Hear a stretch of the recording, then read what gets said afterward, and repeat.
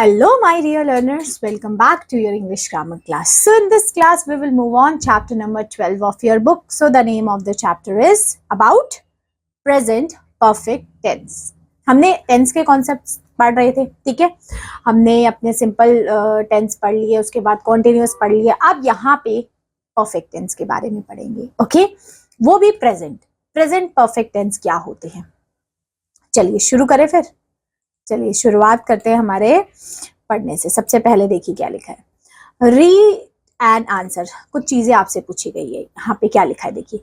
Name 3 birds you have never seen in real life. ऐसे 3 पक्षी जो आपने कभी नहीं देखे, उनके नाम लिखेंगे, ठीक है. आप ये चीज ध्यान रखना कि यहाँ पे देखिए, यहाँ देख रहे हो आपने बर्ड्स लिखा है प्लूरल के साथ, मैंने यहाँ पे हैव लगाया है ना. ये चीजों को नोटिस करेंगे आप, है ना. आगे लिखिए. आगे क्वेश्चन आपसे पूछा, name 3 places you have visited in the last 2 years. Last 2 years में ऐसी कौन सी जगह हैं जो आपने विजिट की है. Next, name 3 adventurous sports you have never try.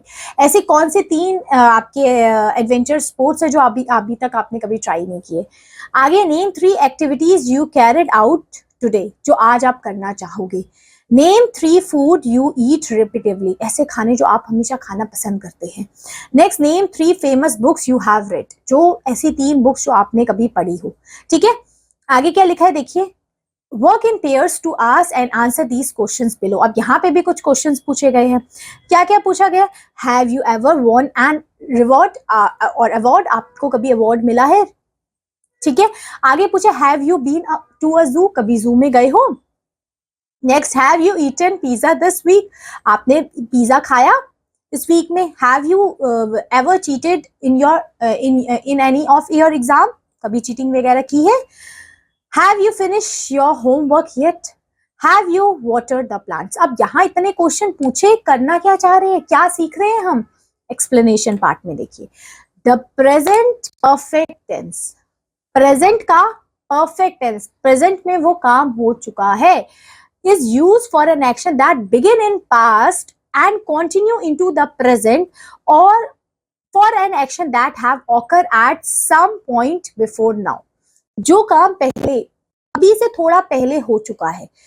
It is formed with has and have followed with past participle verb का third form, ठीक है.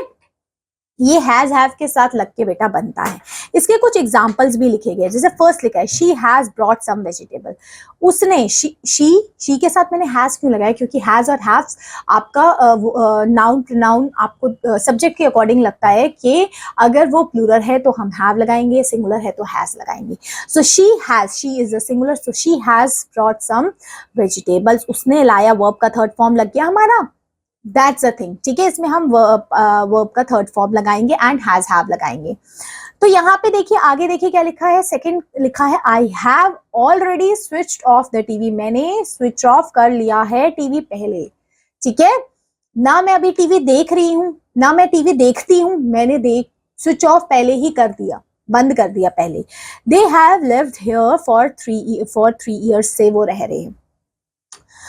Sumit has read the book. Sumit ने वो किताब पढ़ी, ठीक है.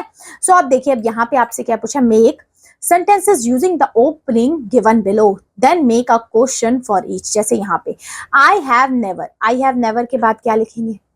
I have already के बाद क्या लिखेंगे. यहाँ आप क्वेश्चन बना सकते हैं. तो यहाँ तक इस पार्ट में हमारा इतना ही था. हमें सिर्फ ये देखना था कि प्रेजेंट परफेक्ट टेंस कैसे लिखते हैं, कैसे लिखा करते हैं. We can call that, okay.